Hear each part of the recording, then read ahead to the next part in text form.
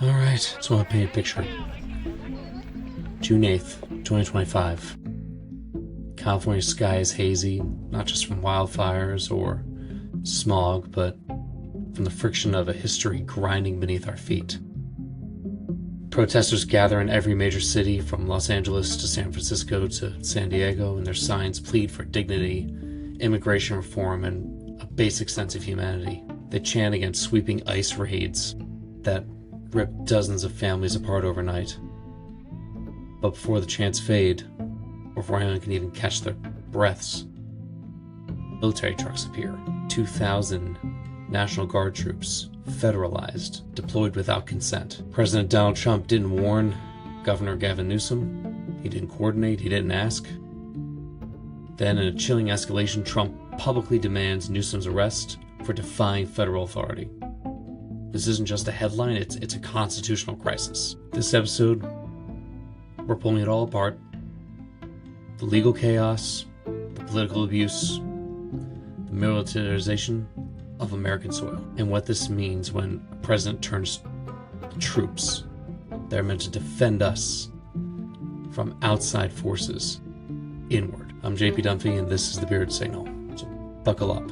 I have a couple friends, family, that are over there in Los Angeles right now, and I've been getting pretty frequent updates. And to understand this moment, we have to rewind. So over the last 2 months, immigration crackdowns under Trump's second term have surged. ICE has been weaponized like never before, raiding workplaces, neighborhoods, and schools, going completely against what he said on the campaign trail, saying he would only go for violent offenders, and it's now just a universal thing, even finding people that are not violent offenders, breaking through dozens and dozens and dozens of laws, being outlawed before, saying he can't even use the Alien Enemies Act, which he used in this case, so it was already ruled against. They can't do that because this is not, it doesn't fall under that. But what used to be symbolic has become systemic. Under Executive Order 14091, dubbed the National Integrity Act, Trump granted ICE expanded powers to detain undocumented immigrants without warrants, arguing that state obstructionism was a national threat. California, led by Newsom, pushed back pretty hard. All right, San Francisco issued a blanket non-cooperation order. Los Angeles canceled all joint federal local task forces. The right called it sedition, and the left called it sovereignty, which before it would have been the complete opposite. They used to be all about states' rights, but, screw that if it's a blue state, right? Then came June 6th, an unannounced ICE blitz operation in Southern California. Over 60 people were detained in a single day, and one of them, a DACA recipient. Another, a woman seeking asylum from cartel violence who had a pending case. And by June 7th, protests erupted, peaceful but powerful, and then came the tweet. Newsom has failed California. I will restore order myself. And just hours later, federalization. Soldiers were deployed, a governor was bypassed, and a precedent was shattered. Now, you might be asking, can Trump legally do this? Trump invoked Title 10 of the U.S. Code, and that allows him to federalize the National Guard. Now, normally, National Guard troops serve the governor of the state unless they're called into federal service. One of the wonderful women I used to date is actually a federal National Guard member. Sorry, not federal, National Guard member, Pennsylvania. So I've talked about her over these kind of things in the past, and that's something that came up on a couple of occasions where she'd been called out in the middle of nowhere, and, that's part of the job. But Trump invoked Title 10 of the U.S. Code, allowing him to federalize the National Guard. Now, normally, the the National Guard troops serve the governor of their state unless they're called into federal service. Now, Title 10 activation is supposed to be rare and specific. It's used for responding to a foreign invasion, enforcing federal laws when it's being obstructed, suppressing an insurrection, and Trump's justification is that California's refusal to cooperate with ICE created an environment of rebellion. But there's not a single legal scholar that's buying that. Not a single one. God, well, it's the dean of UC Berkeley Law School. I'm forgetting his name. It's Irwin something. But he basically said there's no insurrection here. There's no legal failure to enforce the law, only political disagreement. And the state of California filed a lawsuit just hours after the Guard deployed. And their case is that Trump violated the 10th Amendment reservation of states' power, the Comedicus Act, which limits the military's domestic use. The spirit, if not the letter, of the Insurrection Act, if the courts side with Trump, is it sets a horrifying precedent. So any president could deploy troops in any state that disagree with him, calling protests or policy resistance an insurrection. And that's not how democracy works, all right? That's how an empire collapses. Now, Trump is obviously going against Newsom here, and this is a massive fallout over his bullshit with just basically a horrible week. He lost four court cases just this past Friday, and there's, of course, the entire thing between him and Elon, where Elon basically said he's in the Epstein files, which, no shit, he's all over those damn Epstein files. You've seen pictures and videos of him with Epstein for God knows how long. Of course he's in the Epstein files. But that doesn't change the people that voted for him. The people that voted for him don't care. They just don't care. It's rules for thee, not for me. But the issue is, this isn't legal. It's deeply personal. Trump and Newsom have been political foes since 2019, and Trump sees Newsom as the face of liberal California chaos. Newsom sees Trump as a threat to democratic norms. Their feud has escalated during Trump's second term over environmental protections, sanctuary cities, election security, and now militarization. And this week it crossed the line. Because, again, just as a mental thought process here, if Joe Biden or Barack Obama took National Guard into a red state, what the hell do you think that they would be saying? Fox News would be all ablaze over the horrible atrocities that are happening. But there's not a damn word from any of those crew. None of them. None of them. Now, at a rally in Bakersfield, Trump said if Newsom refuses to enforce the federal law, he's a criminal and he should be arrested. Arrested, not investigated, not sued, not anything else. Arrested. And that's not a political argument. That's a dictator's threat. For Newsom's part, he didn't mince words. He said, this is a hostile occupation of our state by a man who lost all moral authority years ago.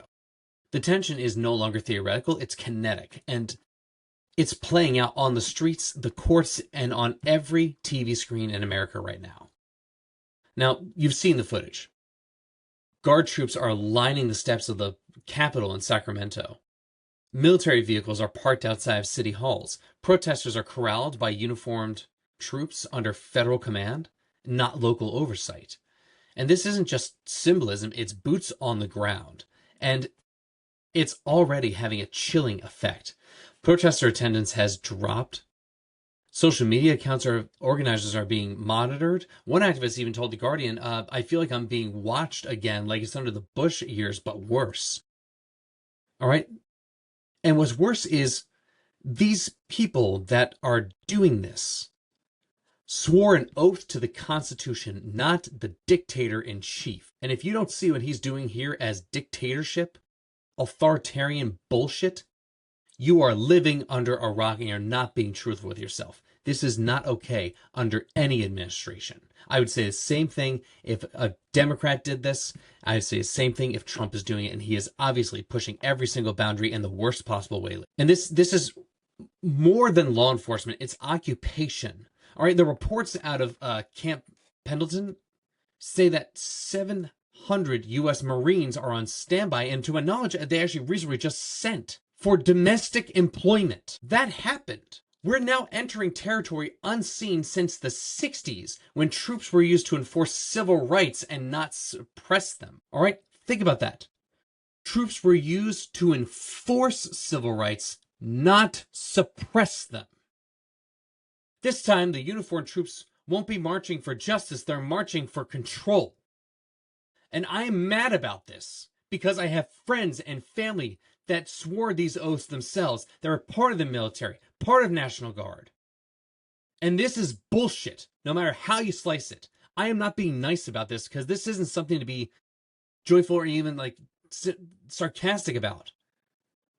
This is bad shit happening in our country. All right, let's for a moment let's rewind to like 1957. All right, Little Rock 9, black students were trying to attend school in Arkansas, facing violent resistance. Right? The governor refused to protect them. Eisenhower stepped in and sent the federal troops in to ensure the constitutional law was enforced. It was controversial, but it was legally justified. Now, fast forward to 2025. There is no constitutional mandate being blocked. There are no civil rights crisis being protected.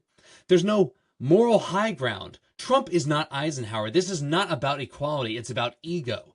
And if you want darker parallels, when Nixon's law and order dog whistle, think Reagan's crackdown in California.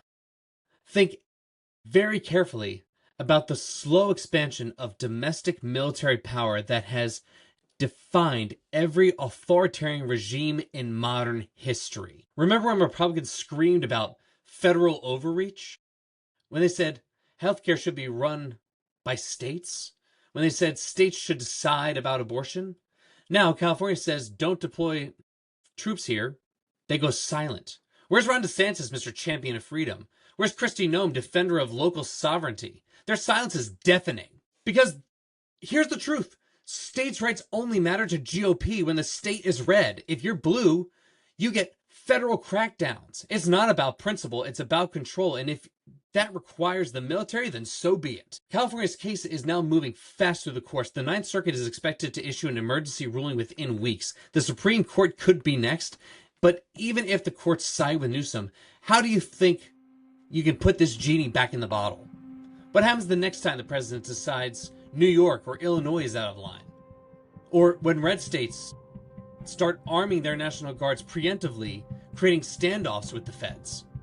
This can work both ways, whether you want to believe that or not. Like, just look at it for what it frickin' is. We're inches away from constitutional fracture, and history tells us fractures like these don't heal without a fight. So this is terrifying, knowing the history of how these things happen. This is not a good place for anyone to be. And for every single one of those National Guardsmen and Marines that are currently helping the Trump administration do their shit right now, you have violated your oath, you motherfuckers. You have violated your oath. You didn't swear an oath to Trump. You swear an oath to the Constitution. The Constitution said this is out of line. What are the witnessing isn't about Trump. It's about whether the United States can stay united when one man is willing to burn down the system to keep power.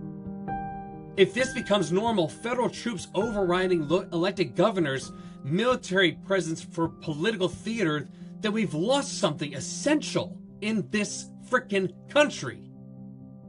Federalism isn't about boring civics words anymore. It's a firewall between democracy and dictatorship, and right now, the firewall is cracking. Bottom line, stay aware, stay loud, stay principled. I don't care if you're right-wing, left-wing, whatever you are, you gotta stay principled about things like this.